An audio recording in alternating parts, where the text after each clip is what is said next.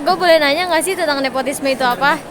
Oh, nepotisme. Wah, itu banyak banget terjadi di Indonesia. Menurut aku, nepotisme itu seperti kita ngasih jabatan ke orang lain, orang-orang terdekat kita kayak keluarga atau teman dekat kita tanpa melihat kemampuan orang itu. Seperti bos perusahaan ngasih jabatan ke anaknya sendiri, padahal masih banyak nih karyawan lain yang lebih berpengalaman. Menurut aku sih, nepotisme seperti itu ya. Halo Salma, aku pengen tahu dong menurut kamu gimana sih terkait nepotisme yang lagi marak di Indonesia ini? Menurut aku nepotisme di Indonesia udah jadi masalah yang cukup besar banget karena banyak banget orang yang dapetin posisi itu melalui keluarga mereka atau enggak kayak orang-orang penting di jabatan tersebut walaupun mereka belum memenuhi kualifikasinya. Terus itu tuh bikin orang banyak rugi karena sebenarnya lebih banyak orang kompeten dibanding mereka yang punya privilege untuk masuk di situ lewat jalur keluarga atau orang terdekatnya.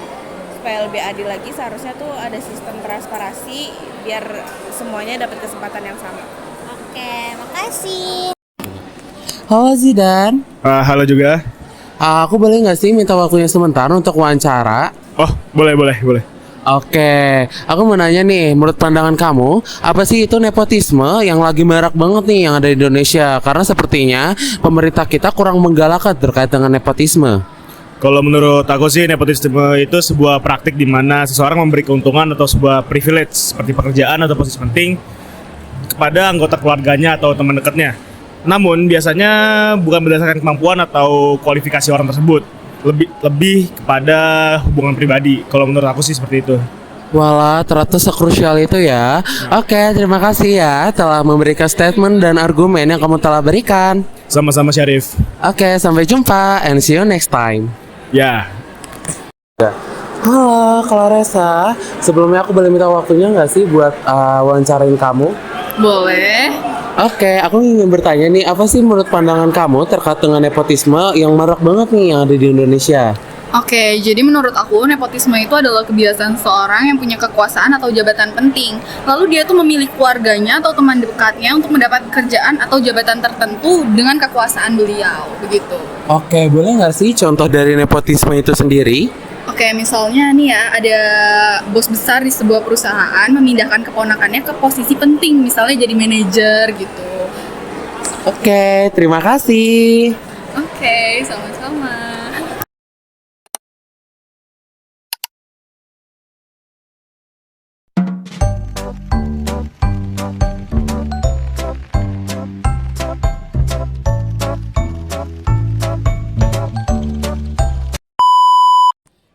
Halo guys, halo Sobat Darapati Bimantara dan juga para KMPKU. Selamat datang nih di podcast kita.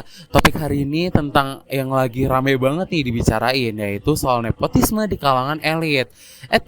Kedengarannya berat banget ya, tapi tenang aja.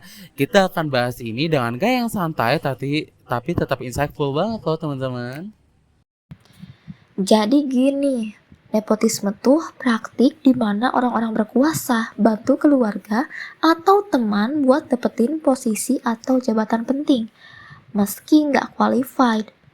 Aduh, bisa bayangin kan, orang yang punya relasi malah bisa dapat jalur khusus tuh buat posisi strategis.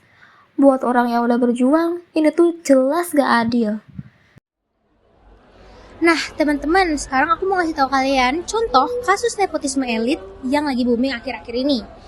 Inisial anak presiden.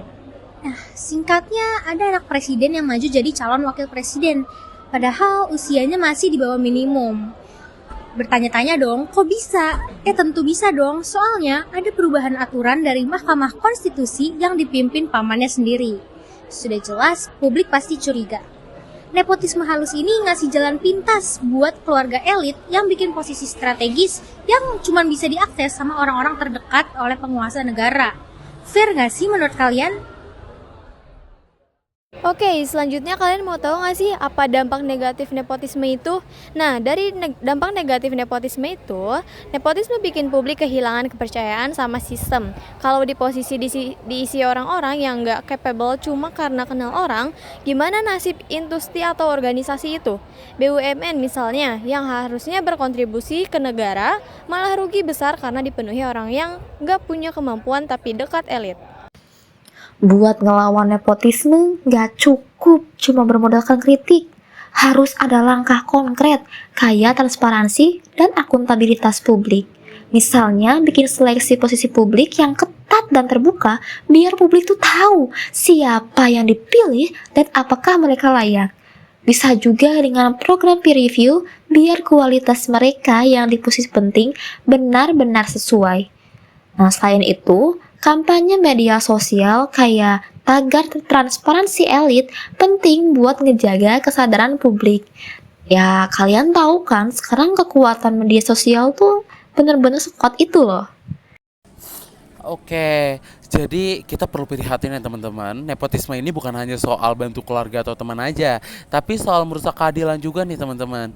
Kalau dibiarkan, bukan hanya yang qualified yang dirugikan, tapi kita semua. Yuk, mulai lebih kritis dan aktif jaga transparansi. Suara kita bisa bikin perubahan loh teman-teman. Jangan biarkan demokrasi cuma jadi kata-kata tanpa aksi nyata. Makasih ya teman-teman udah ngedengerin podcast kita sampai habis.